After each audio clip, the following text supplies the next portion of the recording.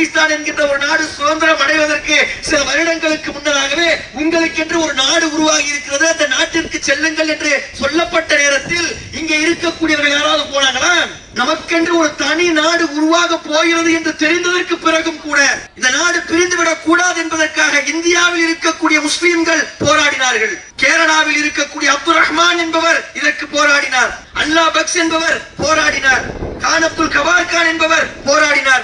ஏராளமானவர்கள் இந்த நாடு பிரிந்துவிடக் கூடாது, இந்தியாவும் பாகிஸ்தானும் பிரிந்து தனித்தனி நாடாக ஆகிவிடக் கூடாது, முஸ்லிம்களுக்கு என்று ஒரு தனி நாடு, இந்துக்களுக்கு என்று ஒரு தனி நாடு என்று ஆகிவிடக் கூடாது என்பதற்காக பெரிய அளவிற்கு உழைப்பை செய்தவர்களாக இஸ்லாமியர்கள் இருந்திருக்கிறார்கள். இந்த நாட்டில் நாம் எவ்வாறு வாழ்ந்தோமோ அவ்வாறு தொடர்ந்து வாழ முடியாத ஒரு சூழலை நோக்கி அவர்கள் இழுத்துக் கொண்டு சென்று கொண்டிருக்கிறார்கள். சட்டங்களின் மூலமாக அதை நிறைவேற்றுகிறார்கள். யூசிசி என்கின்ற பொது சிவில் சட்டம், சிஏஏ என்கின்ற ஒரு சட்டம், வக்ஃப் வாரிய திருத்த சட்டம் என்று சட்டங்களை கொண்டு வந்து நம்மை அடிமைகளாக ஆக்குவதற்கான முயற்சிகளை செய்கிறார்கள். அந்த அடிமை தலையில் இருந்து எழுந்தெழுவதற்காக விழிப்புணர்வு பெற்று நம்முடைய சமுதாயம் ஒரு காலத்திலும் இவர்களுடைய அயோக்கியத்தனங்களுக்கும் அடிமை சாசனங்களுக்கும் எந்த வகையிலும் தலைவணங்காது. அஸ்ஸலாமு அலைக்கும் வரஹ்மத்துல்லாஹி வபரகாத்துஹு. அந்த ஏக இறைவனின் சாந்தியும் சமாதானமும் என்றென்றும் நிலவட்டுமாக. அஸ்ஸலாமு அலைக்கும் வரஹ்மத்துல்லாஹி வபரகாத்துஹு. கண்ணியத்திற்குரிய சகோதரர்களே, சகோதரிகளே, இன்றைய இந்தியாவில் இஸ்லாமியர்களின் நிலை என்கின்ற தலைப்பு எனக்கு தரப்பட்டு உள்ளது.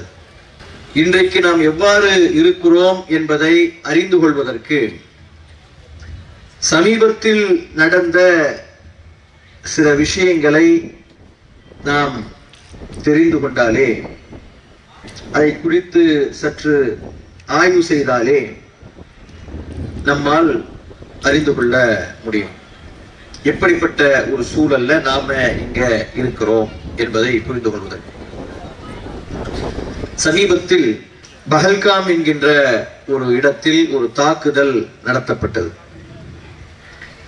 அந்த தாக்குதல் படு மோசமானது, மனித மாண்புகளுக்கு எதிரானது. அதை செய்யக்கூடியவர்கள் மனித இனத்தை அவமானப்படுத்தியவர்கள், அசிங்கப்படுத்தியவர்கள், மோசமானவர்கள். அவர்கள் மனித பிறவிகளே அல்ல என்கின்ற அளவிற்கு நிராயுதபாணியாக இருந்த 20க்கும் அதிகமானவர்களை படுகொலை செய்தார்கள்.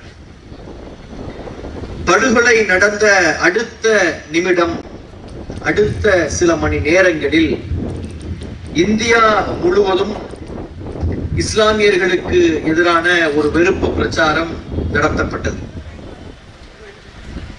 எப்படிப்பட்ட விஷயங்கள் எல்லாம் பேசப்பட்டது என்றால், பல ட்ரெண்டிங்குகள் நடக்கக்கூடிய ஒரு சூழல் என்பது உருவாகியது. இஸ்லாமியர்களை புறக்கணியுங்கள், இஸ்லாமியர்களுடைய பொருளாதாரத்தை புறக்கணியுங்கள், இஸ்லாமியர்களினுடைய டெரரிஸ்ட் அட்டாக் என்பது மாதிரியான வார்த்தைகள் எல்லாம் பதிவு செய்யப்பட்டு பெரிய அளவிற்கு இஸ்லாமியர்களை தீவிரவாதிகளை போன்று சித்தரிக்கக்கூடிய ஒரு சூழல் நடத்தப்பட்டது. அது எந்த அளவிற்கு பெரிய அளவிற்கு பிரம்மாண்டமாக சென்றது என்றால், இந்த சம்பவம் நடந்த சில நாட்களில் ஒரு பெண் வெஸ்ட் பெங்கால்ல மருத்துவம் பார்ப்பதற்காக ஒரு டாக்டர் கிட்ட போறாங்க. மருத்துவம் பார்ப்பதற்காக அந்த டாக்டர் கிட்ட போனா, சம்பாலி சர்க்கார் என்று சொல்லக்கூடிய அந்த டாக்டர் என்ன சொல்றாங்க அப்படின்னு சொன்னா, முஸ்லிம்களுக்கெல்லாம் நான் மருத்துவம் பார்ப்பதில்லை என்று சொல்லி அந்த கர்ப்பிணி பெண்ணை திருப்பி அனுப்பக்கூடிய அளவிற்கான ஒரு சூழல் என்பது உருவாகியது. இந்த விஷயம் அடுத்த சில நாட்களில் காஷ்மீரை சார்ந்த போர்வை விற்கக்கூடிய இளைஞர்கள் உத்தரப்பிரதேசத்தில் கடுமையாக தாக்கப்படுகிறார்கள். அவர்கள் போய் எங்களுடைய இந்த போர்வைகள் எல்லாம் விற்க முடியாத ஒரு சூழல், உயிருக்கே பாதிப்பு வரக்கூடிய ஒரு நிலை இருக்கிறது, எங்களுக்கு பாதுகாப்பு தாருங்கள் என்று கேட்கக்கூடிய நேரத்துல, உயிரை காப்பாத்திக்கிட்டு நீங்க இங்கிருந்து ஓடி போயிருங்க, வியாபாரம் எல்லாம் இங்க நீங்க பண்ண முடியாது என்று சொல்லி அவர்கள் திருப்பி அனுப்பி வைக்கப்பட்ட ஒரு சூழல் என்பது நடந்தது. காஷ்மீரத்தை சார்ந்த மாணவர்கள் கடுமையாக தாக்கப்பட்டார்கள். இப்படி பெரிய அளவிற்கு முஸ்லிம்களுக்கு எதிரான பிரச்சாரம் என்பது தொடர்ச்சியாக நடத்தப்பட்டது. முழு வெறுப்பு இஸ்லாமியர்களுக்கு எதிராக நடந்தது. ராஜஸ்தானில் ஒரு மனிதர் வீட்டுல தன்னுடைய குழந்தையோடு உட்கார்ந்து கொண்டு இருக்கிறார்.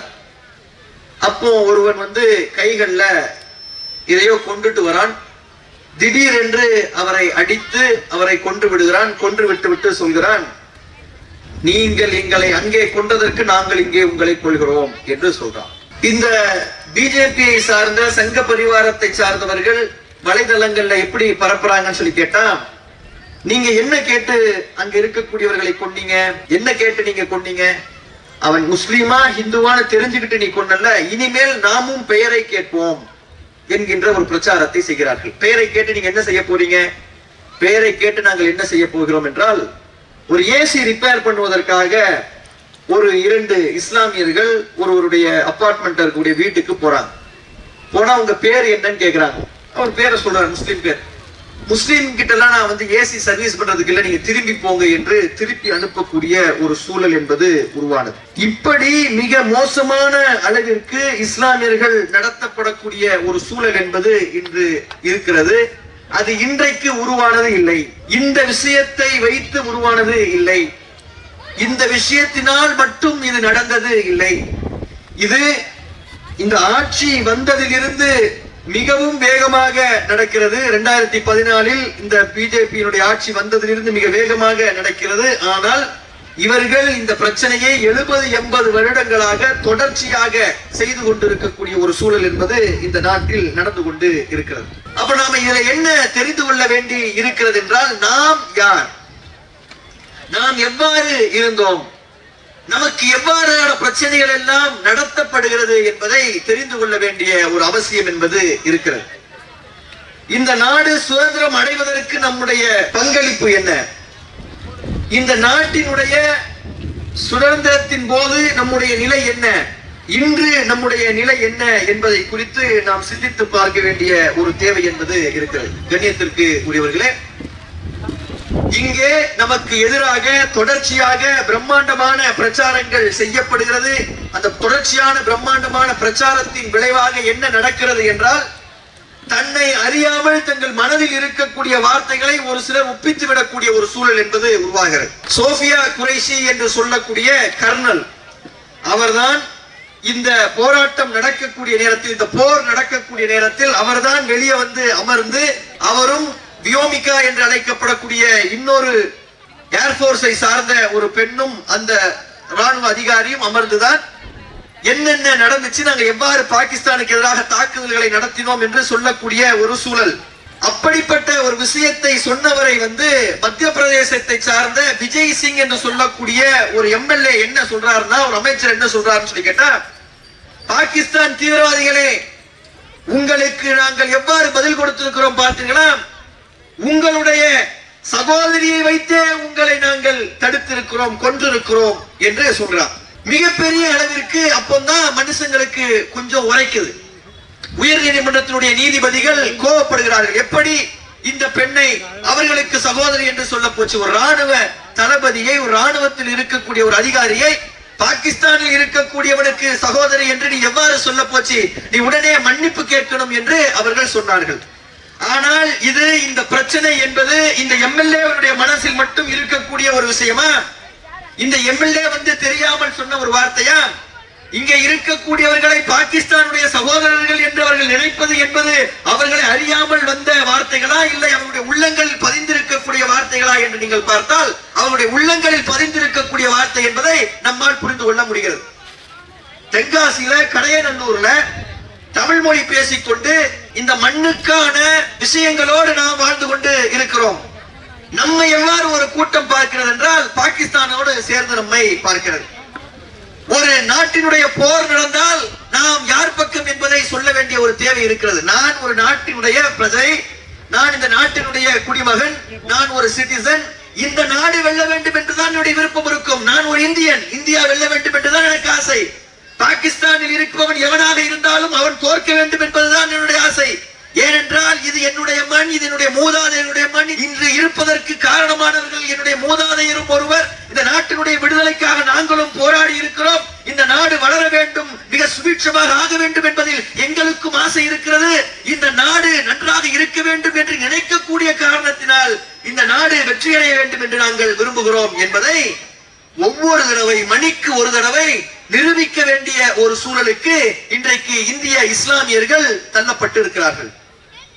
அப்படிப்பட்ட ஒரு மோசமான நிலை என்பது இன்றைக்கு இருந்து கொண்டு இருக்கிறது.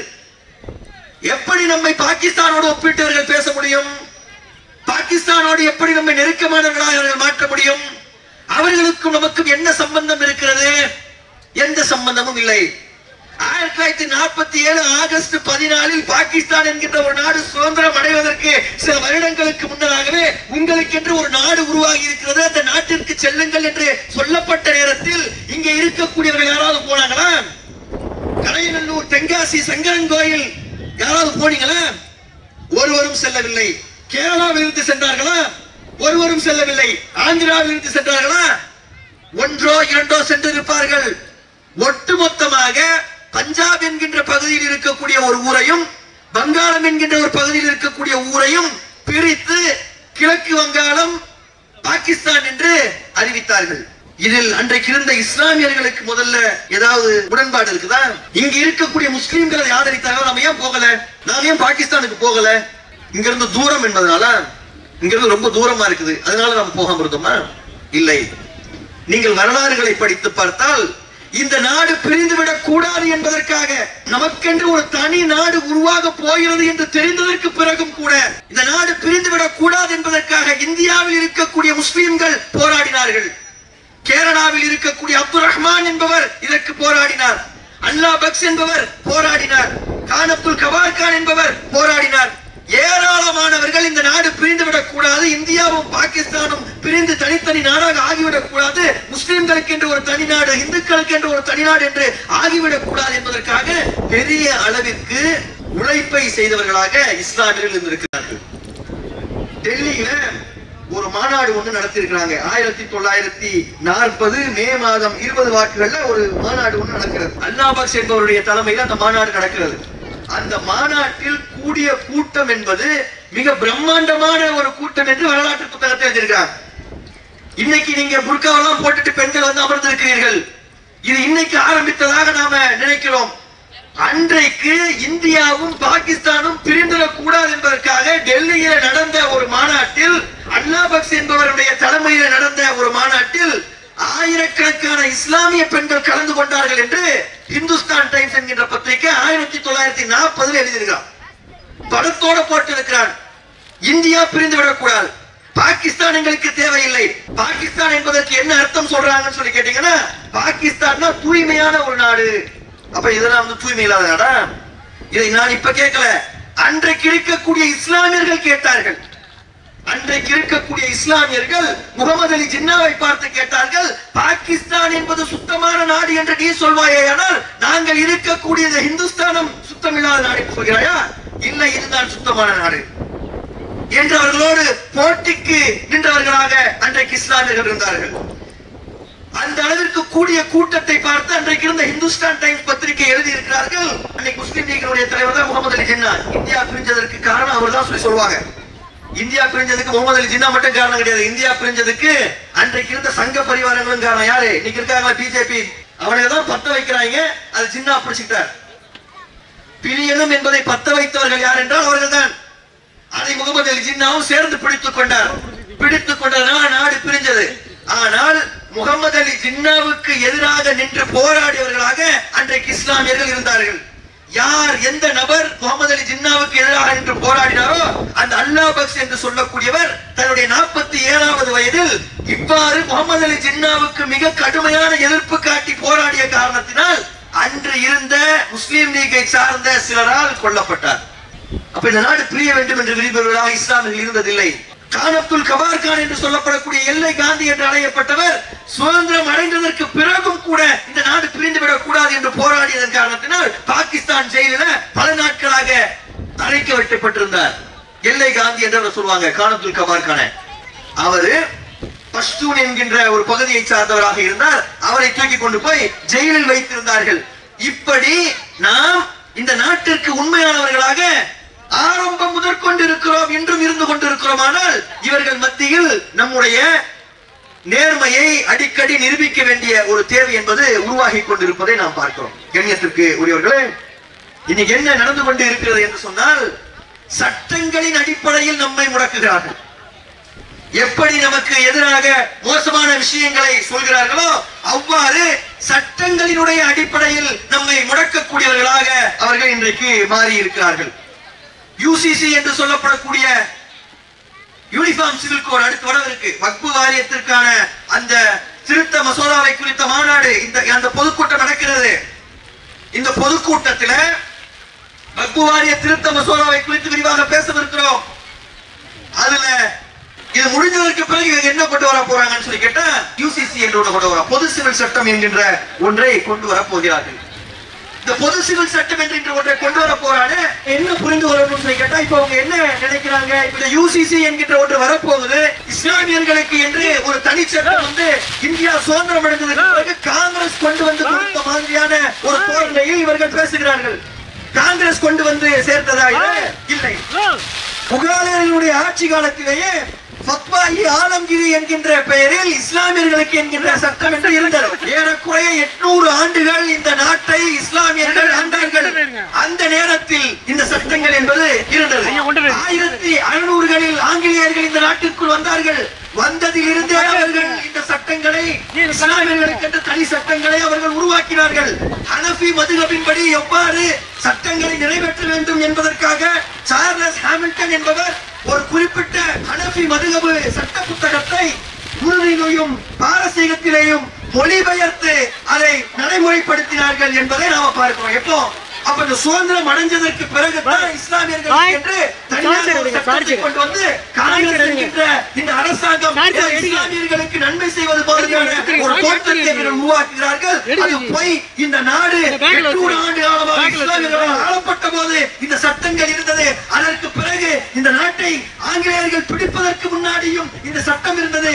1937 ஆங்கிலேயர்கள் இந்த சட்டங்களை எல்லாம் ஒருமைப்படுத்தி இஸ்லாமியர்களுக்கான பர்சனல் லா போர்டு என்கின்ற ஒன்றை அவர்கள் உருவாக்கினார்கள். இதைத்தான் நாம் தொடரணும். அப்ப நாம் இப்ப என்ன நினைக்கணும் கேட்டா, ஏதோ முஸ்லிம்களுக்கு மட்டும் தனியா ஒரு சட்டத்தை இவர்கள் கொண்டு வந்துட்டாங்களா? முஸ்லிம்களுக்கு ஒரு தனியான சட்டம் கொண்டு வரப்படவில்லை. நீங்கள் ஒரு விஷயத்தை புரிந்து கொள்ள வேண்டும். சந்தாரா என்கின்ற ஒரு நடைமுறை இருக்கிறது. ஜெயின் சமுதாயத்தை சார்ந்தவர்கள் இந்த சந்தாரா என்கின்ற ஒரு நடைமுறையை பின்பற்றக்கூடியவர்களாக இருக்கிறார்கள். சந்தாரானா என்ன அப்படின்னு சொல்லி கேட்டீங்கன்னா, ஒரு மனிதர் தன்னைத்தானே கொன்று கொள்வதற்கான, தற்கொலை செய்து கொள்வதற்கான ஒரு வழிமுறை. இது வேற எந்த மதத்தை சார்ந்தவர்களுக்கும் இல்லை, ஜெயின் சமுதாயத்தை சார்ந்தவர்களுக்கு இருக்கு. உதாரணத்துக்கு சொல்வதாக இருந்தால், சமீபத்தில் ஒரு கேன்சர் நோயினால் பாதிக்கப்பட்ட ஒரு நபர் தன்னுடைய பிள்ளை அந்த கேன்சர் நோயினால் சிரமப்படுவதை பார்க்க முடியாமல் கருணை கொலை செய்வதற்கு உரிமை கேட்கிறாங்க. சுப்ரீம் கோர்ட்டை போய் அணுகிறாங்க. இல்லை, உங்களுக்கு அந்த அனுமதி கொடுக்க முடியாது என்று சொல்லி சுப்ரீம் கோர்ட் திருப்பி அனுப்பிவிடுகிறது. ஆனால் சமீபத்தில் என்ன நடந்திருக்குதுன்னு சொல்லி கேட்டீங்கன்னா, பியூஷ் ஜெயின், வர்ஷா ஜெயின் என்று சொல்லப்படக்கூடிய 2 பேரினுடைய அந்த தம்பதியினுடைய ஒரு குழந்தை. அந்த குழந்தை எத்தனை வயசு? 3 வயசுங்க. அந்த 3 வயசு குழந்தைக்கு மூளையில கட்டி இருக்கக்கூடிய அந்த குழந்தைக்கு என்ன தீர்வு என்று பார்க்கக்கூடிய நேரத்தில் டாக்டர் இதற்கு வந்து ட்ரீட்மெண்ட் பண்ணணும்னு சொல்லி சொல்றாங்க. இவங்க ஒரு சாமியாரை போய் சந்திக்கிறாங்க. ஒரு சாமியாரை சந்திக்க போகக்கூடிய ஒரு நேரத்துல என்ன நடக்குதுன்னு சொல்லி கேட்டீங்கன்னா, அந்த சாமியார் சொல்றாரு, இந்த குழந்தை இனிமேல் பிழைப்பதற்கு வாய்ப்பில்லை. இந்த குழந்தையை தானாக மரணிக்கக்கூடிய சந்தாரா என்கின்ற ஒரு முறைக்கு அனுமதிச்சிருக்க. 3 வயசு குழந்தைக்கு என்ன தெரியும்? 3 வயசு குழந்தைக்கு என்ன தெரியும்? நாம சாப்பிடுறோம் தெரியுமா, நம்ம சாவ போறோம் தெரியுமா, நமக்கு மூளையில கட்டி இருக்கோம் தெரியுமா, ஏதோ தெரியுமா ஒரு குழந்தைக்கு? எதுவும் தெரியாது. ஆனா அந்த குழந்தையை எந்த விதமான உணவும் கொடுக்காமல், தண்ணீரும் கொடுக்காமல் அந்த குழந்தையை அவ்வாறே மரணிப்பதற்கு அனுமதித்து விடுகிறார்கள். அந்த குழந்தை மார்ச் 21ஆம் தேதி மரணித்து விடுகிறது. இந்த நாட்டில் சில மாதங்களுக்கு முன்னால் இந்த சம்பவம் நடக்கிறது. இப்ப இந்த சம்பவம் எப்படி வெளியே வருதுன்னு சொல்லி கேட்டீங்கன்னு சொன்னா கோல்டன் புக் ஆஃப் ரெக்கார்ட்ஸ் அப்படிங்கிற ஒரு விஷயம். அந்த கோல்டன் புக் ஆஃப் ரெக்கார்ட்ஸ் என்ன? இந்த சின்ன வயசுலயே ஒரு சில விஷயங்களை சாதித்தவர்கள், குள்ளமாக இருப்பவர்கள், உயரமாக இருப்பவர்கள் என்று இந்த ரெக்கார்டுன்னு சொல்லி சொல்லுவாங்கல்ல, கின்னஸ் ரெக்கார்ட் மாதிரி. அப்படி கோல்டன் புக் ஆஃப் ரெக்கார்ட்ஸ் என்கின்ற ஒன்றை ஒருவர் ரெஜிஸ்டர் பண்றாங்க. என்ன ரெஜிஸ்டர் பண்றாங்கன்னா, இந்த சந்தாரா என்கின்ற ஒரு வழக்கத்தின் அடிப்படையில் குறைந்த வயதில் சந்தாரா என்கின்ற அந்த பழக்கத்தின் மூலமாக மரணித்த ஒரு குழந்தை என்கின்ற அந்த கோல்டன் புக் ஆஃப் ரெக்கார்ட்ஸ் அந்த பிள்ளையினுடைய பெயர் வருகிறது. அந்த பிள்ளையினுடைய தாயும் தந்தையரும் சிரித்துக் கொண்டு அந்த கோல்டன் புக் ஆஃப் ரெக்கார்ட்ஸ் அந்த சர்டிபிகேட்டை பிடித்துக் கொண்டு நிற்கிறார்கள். நிற்கும் போதுதான் தகவலே வெளியே வருகிறது. ஒரு 3 வயது குழந்தையை இவர்கள் இவ்வாறு ஒரு முறையில இறக்க அனுமதித்திருக்கிறார்கள். இப்ப இந்த பெற்றோர்களுக்கு எதிராக போய் கேஸ் போட முடியுமா? இதை இந்தியாவில் வேற யாரும் பண்ண முடியாது. ஒரு முஸ்லீம் இதை செய்தால் அவர் அரெஸ்ட் பண்ணி ஜெயிலுக்குள்ள வச்சிருவாங்க, கொலைன்னு சொல்லி. ஒரு ஹிந்து அதை செய்தால் அவர் அரெஸ்ட் பண்ணி ஜெயிலுக்குள்ள வைத்து விடுவார். ஆனால் ஜெயின் சமுதாயத்தை சார்ந்தவர்களை இதை செய்தால் அவர் அரெஸ்ட் பண்ணி வைக்க முடியாது. என்றால் அவர்களுக்கு சட்ட பாதுகாப்பு இருக்கு. உச்ச நீதிமன்றம் அவர்களுக்கு அனுமதி கொடுக்கிறது. ஆர்டிகல் 25 படி அவர்கள் இதை செய்வதற்கான அனுமதி இருக்கிறது என்று சொல்கிறார்கள். ஆனால் இஸ்லாமியர்களுக்கு என்று தனிச்சட்டம் இருக்கிறது என்று கூப்பாடு போடுகிறார்கள். இஸ்லாமியர்களுக்கு மட்டும் இது தனிச்சட்டமா? மற்ற எல்லோருக்கும் இருக்கிறதா? சீக்கியர்கள் தலைப்பாகை அணிந்து கொண்டிருக்கிறார்களே, தாடி வைத்துக் கொண்டிருக்கிறார்களே ஆர்மியில், அது தனி சட்டம் இல்லையா? இஸ்லாமியர்கள் ஹிஜாப் அணிய கூடாது என்று பெங்களூர்ல பரீட்சை எழுதாமல் தடுக்கப்பட்ட போது ஒரு சீக்கிய சமுதாயத்தை சார்ந்த ஒரு பெண் அதே தலைப்பாகை அணிந்து கொண்டு பரீட்சை எழுதினாலே அது எந்த விஷயத்தினுடைய அடிப்படை என்பதை புரிந்து கொள்ள வேண்டும். அப்போ நம்மை தவறானவர்கள் போன்று சித்தரிப்பதற்கு முயற்சிக்கிறார்கள். யூசிசி என்கின்ற இந்த சட்டத்தை கொண்டு வந்து எவ்வாறு செஞ்சாங்களோ அதே மாதிரி 370 என்கின்ற ஒரு சட்டப்பிரிவுங்க, ஆர்டிகல் 370 என்று சொல்றாங்க. ஆர்டிகல் 370 என்ன செய்கிறது? ஆர்டிகல் 370 காஷ்மீர்ல இருந்துச்சு, சிறப்பு அதிகாரம். இந்த சிறப்பு அதிகாரம் இருக்கக்கூடிய நேரத்தில் என்ன நடக்கும் என்றால் அவர்களுக்கு மிகப்பெரிய அளவிற்கு தீவிரவாதம் அங்கே வளர்ந்து விட்டது. இந்த ஆர்டிகல் 370 தூக்கிட்டோம்னு சொல்லி சொன்னா அங்கே அவர்களுக்கு அந்த தீவிரவாதம் எல்லாம் நடக்காது என்று சொன்னாங்க. அப்படிதானே சொன்னீங்க? அப்படி சொல்லித்தானே ஆர்டிகல் 370 தூக்குனீங்க. இந்த ஆர்டிகல் 370 தூக்குறதற்கு பிறகு காஷ்மீரில் தீவிரவாதம் ஒழிஞ்சிருச்சா? காஷ்மீர்ல தீவிரவாதம் ஒழிந்திருந்தால், எல்லை தாண்டிய பயங்கரவாதம் ஒழிந்திருந்தால் இன்னைக்கு இந்த பஹல்காம் என்கின்ற அந்த விஷயம் நடந்திருக்குமா? பஹல்காம்ல அந்த 26 பேரை இறந்திருப்பார்களா? ஒருத்தர் 3 மணி நேரம் பயணம் செஞ்சு 200 கிலோமீட்டர் டிராவல் பண்ணி இந்தியாவுக்குள்ள வந்து 20 பேரை சுட்டுவிட்டு திரும்பி போயிட்டா 1 மாச காலம் ஆகுது. 1 மாச காலம் ஆகியும் இன்னும் எவன் வந்து கொண்டு சென்றானோ கொண்டு சென்றவர்களை இன்னும் பிடிக்க முடியவில்லை. இப்படிப்பட்ட ஒரு சூழல் என்பது இந்தியாவில் இருக்கிறது. ஆனா அவங்க என்ன சொல்றாங்கன்னு கேட்டா இந்தியாவில் இவர்களுக்கு மட்டும் சிறப்பு அதிகாரம் என்பது போட்டு சொல்றாங்க. அப்ப இது சிறப்பு அதிகாரமா என்று பார்த்தால் சிறப்பு அதிகாரம் இல்லை. இதே மாதிரி ஆர்டிகல் 371 என்று இருக்கிறது. அதுல 371 என்பது பல மாநிலங்களுக்கு அதிகாரத்தை கொடுக்கிறது. ஆர்டிகல் 371 நாகாலாந்துக்கு சிறப்பு அனுமதியை கொடுக்கிறது. ஆர்டிகல் 371B அஸ்ஸாமுக்கு சிறப்பு அனுமதியை கொடுக்கிறது. 371C மணிப்பூருக்கு, 371D ஆந்திராவிற்கு, 371E கர்நாடகாவிற்கு, 371F சிக்கிமுக்கு, 371G மிசோராமுக்கு, 371H Arunachal பிரதேசத்திற்கு, 371I திரிபுராவிற்கு, 371J மகாராஷ்டிராவிற்கு. நம்ம என்ன புரிந்து கொள்ளணும் என்றால் ஏதாவது இஸ்லாமியர்களுக்கு மட்டும் கொடுக்கப்பட்ட சிறப்பு அனுமதி காஷ்மீரில் மட்டும் இருப்பதற்கு போல சிறப்பு அனுமதி மாதிரியான ஒரு பிம்பம் கட்டமைக்கப்படுகிறது. அது பொய் என்பதை நாம் உணர்ந்து கொள்ள வேண்டிய ஒரு தேவை என்பது நாம் புரிந்து கொள்ள வேண்டும். அப்ப இன்னைக்கு ஆர்டிகல் 371 எடுத்ததுக்கு பிறகு அங்க வன்முறை குறைஞ்சிருச்சா காஷ்மீர்ல கேட்டா இன்னும் காஷ்மீரில் வன்முறை குறையவில்லை. பல பேர் இன்றும் கொன்று குவிக்கப்படுகிறார்கள். ஏற்கனவே நம்ம பார்த்தோம் எப்படிப்பட்ட மோசமான நிலையில் இந்த நாடு இருந்து கொண்டிருக்கிறது என்பதற்காக. இந்த சோஃபியா குறைஷி என்கின்ற அந்த பெண்ணுக்கு எதிராக, அந்த கர்னலுக்கு எதிராக அந்த விஜய் ஷா என்று சொல்லக்கூடியவர் பேசினாரு. பேசினவன் அரெஸ்ட் பண்ணிட்டீங்களா? இதுவரையும் உச்ச நீதிமன்றம், உயர் நீதிமன்றம் கண்டிச்சவனே அரெஸ்ட் பண்ணியாச்சா? ஏறக்குறைய 1 மாத காலமா வெளியே சுத்திக்கிட்டு இருக்கான். அவனை அரெஸ்ட் பண்ணீங்களா? அரெஸ்ட் பண்ணவில்லை. ஆனால் அதே நேரத்தில் அலிகான் மெஹமூதாபாத் என்று சொல்லக்கூடிய ஒரு ப்ரொஃபசர், அசோகா யூனிவர்சிட்டி என்று அழைக்கப்படக்கூடிய ஒரு யூனிவர்சிட்டியுடைய பொலிட்டிக்கல் சயின்ஸ் என்கின்ற துறையினுடைய தலைவராக இருக்கக்கூடிய, ஹெட் ஆஃப் தி டிபார்ட்மெண்டாக இருக்கக்கூடிய அலிகான் மெஹமூதாபாத் என்பவர் PhD படிச்சிருக்காரு. எங்க? சாதாரண யூனிவர்சிட்டியில இல்ல, அமெரிக்காவில் இருக்கக்கூடிய ஹார்வர்ட் யூனிவர்சிட்டியில PhD படித்து பெரிய ராஜ குடும்பம் என்று அறியப்படக்கூடிய குடும்பத்தை சார்ந்து பெரும் பொருளாதாரத்தை கைகளில் வைத்திருக்கக்கூடிய அந்த நபர் தன்னுடைய மன திருப்திக்காக அந்த வேலையை பார்க்கிறாரு. அவர் ஒரு விஷயத்தை முகநூலில் எழுதுகிறார். என்ன எழுதுகிறார் முகநூல்ல? இந்தியாவுக்கு ஆதரவாகத்தான் எல்லாவற்றையும் எழுதுகிறார். ஒரே ஒரு விஷயத்தை மட்டும் சொல்கிறார். நீங்கள் அந்த குறைஷியை கொண்டு நிறுத்திருக்கிறீங்க, அந்த வியோனிகா என்று சொல்லக்கூடிய அந்த அம்மாவை கொண்டு வந்து நிறுத்திருக்கீங்க, அந்த 2 பெண்கள் நின்றாங்கல்ல, அந்த பெண்களை வைத்துத்தான் பேட்டி கொடுத்தாங்க அந்த போர்ல, இவங்க 2 பேரையும் கொண்டு வந்து நீங்க நிறுத்திருக்கீங்க, இது நல்ல விஷயம், நாம இந்தியா செய்வது சரியானதுதான், அதாவது பாகிஸ்தானை அடித்தது சரி, பாகிஸ்தானுக்கு இப்படி ஒரு பாடத்தை கொடுப்பது சரி, அவர்களுக்கு எதிராக இந்தியாவில் இருக்கக்கூடிய பெண்களை வைத்து பதில் கொடுக்கக்கூடிய வைப்பது சரி, ஆனால் இது மட்டும் போதுமா? இவர்களை வைத்து மட்டும் நீங்கள் பேட்டி கொடுப்பது என்பது ஒரு விதமான உலகத்தினுடைய பார்வைகளை மயக்கக்கூடிய ஒரு விஷயமாக மட்டும் தெரிகிறது. ஆனால் இன்றும் இந்தியாவில் ஏராளமான நபர்கள் இஸ்லாமியர்கள் என்பதற்காக தாக்கப்படுகிறார்கள். அதையும் சரி செய்து கொண்டால் இந்த நாடு இன்னும் சரியாக இருக்கும் என்று சொல்லிக்கொண்டு, இந்த நாடு வெற்றியடைய வேண்டும், இந்த நாடு ஜெயிக்க வேண்டும், இந்த நாடு எல்லா விஷயங்களிலும் முன்னிலையில் நிற்க வேண்டும் என்று சொல்லி தன்னுடைய விஷயத்தை ஜெய் ஹிந்த் என்று சொல்லி இந்த நாட்டை புகழ்ந்தவராக அவர் முடிக்கிறார். அவர் செய்ததுல ஏதோ சில இடங்களில் தவறுகள் இருக்கிறது என்று அவர் மீது வழக்கு பதியப்படுகிறது. ஹரியானாவை சார்ந்த பெண்களினுடைய வாரியம் வழக்கு தொடுக்கிறது. பிஜேபியினுடைய இளைஞர் அமைப்பை சார்ந்த ஒருவர் வழக்கு தொடுக்கிறார். வழக்கு தொடுத்த சில நாட்களில் அவரிடம் இது சம்பந்தமான டீடைல்ஸ் கேட்கிறாங்க, நீங்க இது சம்பந்தமாக விரிவான விளக்கம் கொடுங்கன்னு அவர் எழுதி கொடுக்கிறார். அதை குறித்து கவலைப்படாமல் அவர் அரெஸ்ட் பண்ணி கொண்டு போய் 1 வாரத்திற்கு மேலாக ஜெயில வச்சிருக்கீங்க. போராடி கஷ்டப்பட்டு சுப்ரீம் கோர்ட்ல போய் அவருக்கு முந்தானாலோ பெயில் கிடைக்குது. ஒரு முஸ்லிம் நன்றாக படித்தவர், பெரிய அளவிற்கு எதுவும் தவறாக எழுதவில்லை, தன்னுடைய மனதில் வந்ததை நியாயமானது எது என்று பட்டாலும் எழுதி இருக்கிறார். எழுதியதற்காக அவரை நீங்கள் அரெஸ்ட் பண்றீங்க, உள்ள வைக்கிறீங்க. ஆனா ஒரு பிஜேபி எம்எல்ஏ, ஒரு அமைச்சர் ரொம்ப மோசமாக பேசுகிறார். அந்த பெண்ணை குறித்து தீவிரவாதிகளினுடைய சகோதரி என்று சொல்கிறார். தீவிரவாதிகளுடைய சகோதரியை வைத்து உங்களை நாங்கள் தோற்கடித்தோம் என்று சொல்கிறார். இந்த நாட்டினுடைய ராணுவத்தில் இருந்து ராணுவத்திற்காக மிகப்பெரிய அளவிலே வேலைகளை செய்து பெரிய பெரிய அவார்டுகளை எல்லாம் வாங்கிய அந்த பெண்ணை அவமானப்படுத்தக்கூடியவர் இன்னும் தெருவில் சுற்றிக் கொண்டிருக்கிறார். ஆனால் இந்த நபர் அரசு செய்யப்படுகிறார்.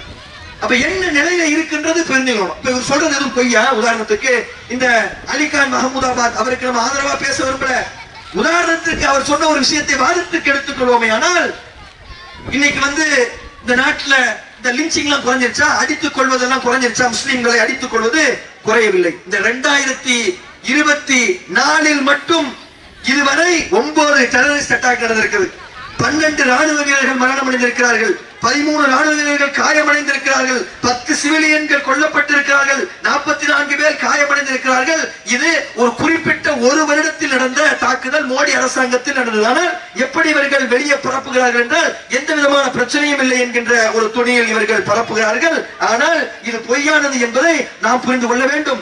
2014 2023 வரை 629 தாக்குதல் சம்பவங்கள் நடந்திருக்கிறது என்று சவுத் ஏசியா டெரரிஸ்ட் போர்ட்டல் என்று சொல்லக்கூடிய ஒரு போர்ட்டல்ல இதை குறித்து எழுதி வைத்திருக்கிறார்கள். இது எல்லாம் புள்ளி விவரங்களின் அடிப்படையில் இருக்கக்கூடிய கணக்கு என்பதை நாம புரிந்து கொள்ள வேண்டும். அப்போ இவ்வளவு மோசமான விஷயங்கள் நடக்கிறது, ஆனால் இந்தியாவில் இஸ்லாமியர்கள் மட்டும் ஒரு மாதிரி நடத்தப்படுகிறார்கள். அப்படி என்ன புரிந்து கொள்ளணும்? ஏன் இப்படி நடத்தப்படுகிறார்கள்? உதாரணத்திற்கு இப்ப நடந்த இந்த பெஹல்காம் தாக்குதல்ல 5 பேர் கொல்லப்பட்டதாக செய்தி வருகிறது. இந்த கொல்லப்பட்ட 5 பேர்கள்ல யார் யார் என்று நீங்கள் பெயர்களை பார்த்தீர்கள், ஆனால் இன்னும் பெயர் பட்டியல் வெளியிடப்படவில்லை. பவன்குமார் என்கின்ற ஒரு இந்து சகோதரருடைய பெயர் வெளியே வந்திருக்கிறது. முதலில் இவர்கள் உள்ளுக்குள்ள இந்த பிரச்சனையை செய்துவிட்டு சென்ற அடுத்த நாள் அந்த தீவிரவாதிகளை தேடி செல்லக்கூடிய நேரத்தில் முதலில் கொல்லப்பட்டவருடைய பெயர் என்ன தெரியுமா? ஜந்து அலி ஷேக். ஜந்து அலி ஷேக் என்கின்ற வங்காளத்தை சார்ந்த ஒரு முஸ்லிம் தான் முதலில் கொல்லப்படுகிறார். ஸ்பெஷல் போர்ஸுடைய ஹவில்தாராக இருக்கக்கூடிய ஜந்து அலி ஷேக் தான் முதலில் கொல்லப்பட்டவர். ஃபர்ஸ்ட் சாவறது யாரு? அவர்தான்.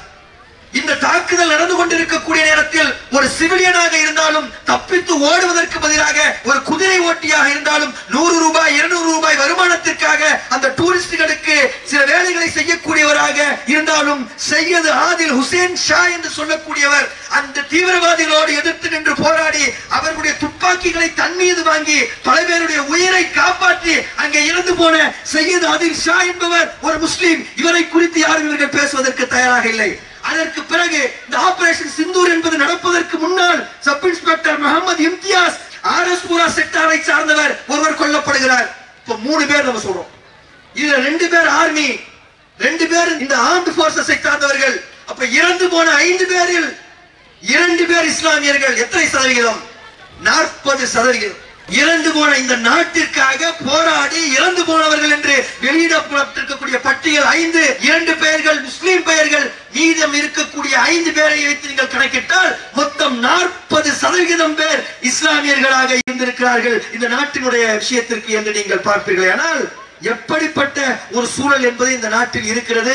இந்த நாட்டிற்காக இந்த இஸ்லாமியர்கள் எந்த அளவிற்கு உழைத்திருக்கிறார்கள் என்பதை நாம் புரிந்து கொள்ள முடியும். கண்ணியத்திற்கு உரியவர்களே, இந்த நாட்டினுடைய விடுதலைக்காக, இந்த நாட்டில் இருக்கக்கூடிய விஷயங்களுக்காக இஸ்லாமியர்கள் செய்திருக்கக்கூடிய தியாகங்கள் கொஞ்சம் நஞ்சமல்ல, இன்னும் செய்து கொண்டிருக்கக்கூடிய தியாகங்கள் சொல்லி மாளாத அளவிற்கு ஆயிரக்கணக்கான தியாகங்களை இஸ்லாமியர்கள் செய்து கொண்டிருக்கிறார்கள் என்பதை நாம் எண்ணி பார்க்க கடமைப்பட்டு இருக்கிறோம். ஆனாலும் நாம் இந்த நாட்டில் படுமோசமாக நடத்தப்படுகிறோம்.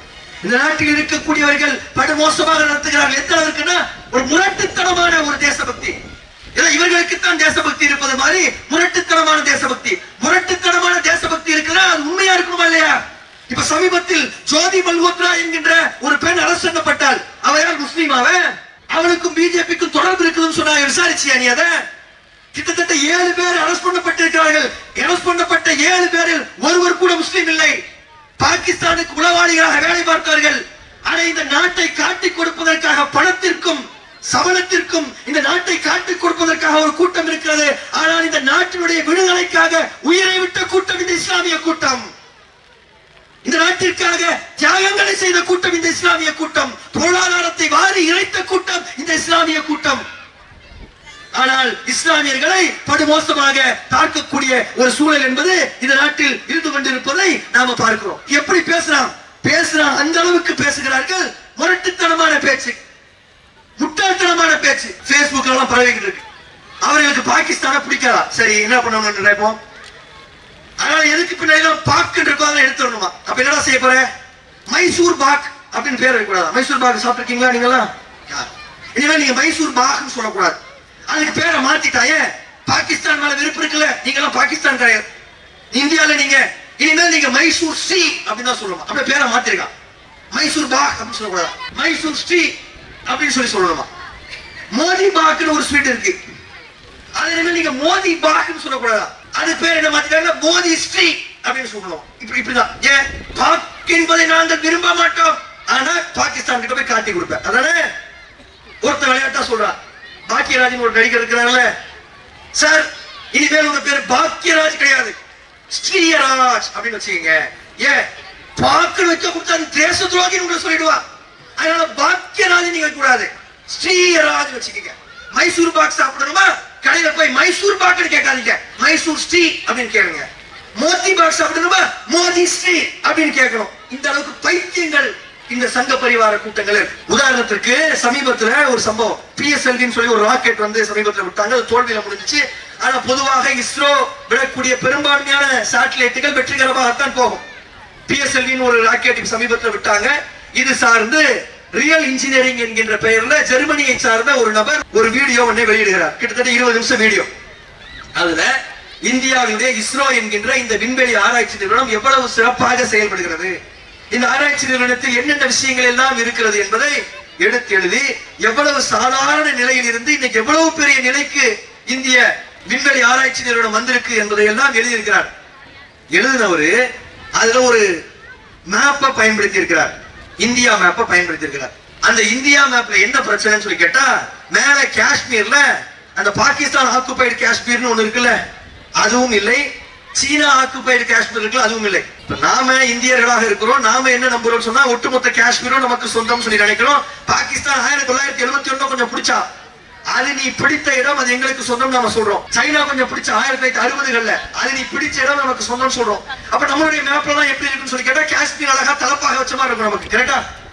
நீங்க இந்தியா மேப்பை பாத்தீங்கன்னா நம்மளுடைய மேப்ல எப்படி இருக்கும்னா, காஷ்மீர் வந்து தலப்பாக வச்ச மாதிரி இருக்கும், அழகா இருக்கும். ஆனா உலக அரங்கில் இதுவும் அது டிஸ்பியூட்ல இருக்கிற பிரச்சனையில இருக்கு.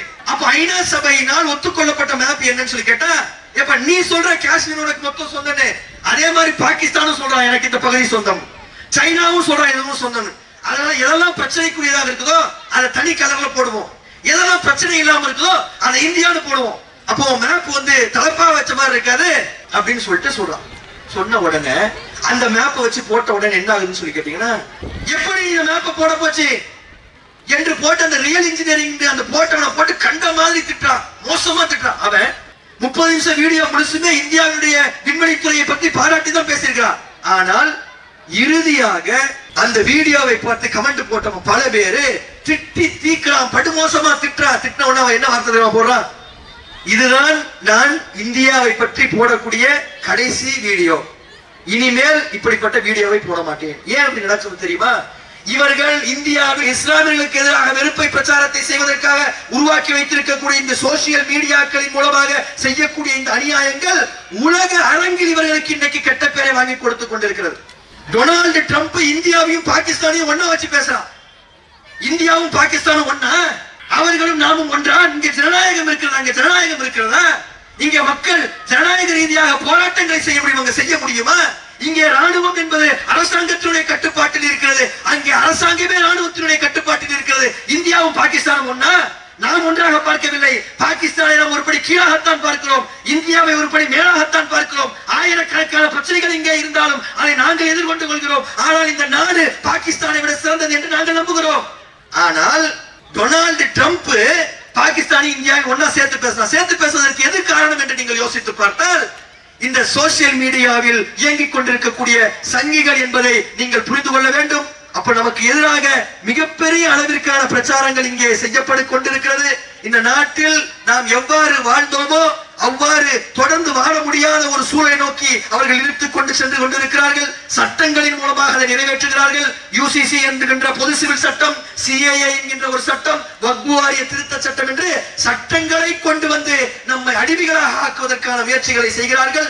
அந்த அடிமைத்தலையில் இருந்து எழுந்தெழுவதற்காக விழிப்புணர்வு பெற்று நம்முடைய சமுதாயம் ஒரு காலத்திலும் இவர்களுடைய அயோக்கியத்தனங்களுக்கும் அடிமை சாசனங்களுக்கும் எந்த வகையிலும் தலைவணங்காது என்பதை சொல்வதற்காகத்தான் இந்த பொதுக்கூட்டம் கூட்டப்பட்டிருக்கிறது என்பதை சொல்லிக்கொண்டு என்னுடைய உரையை முடிக்கின்றேன். வாஹிர் துவானா அல்ஹம்துலில்லாஹ். அஸ்ஸலாமு அலைக்கும் வரஹ்மத்துல்லாஹ்.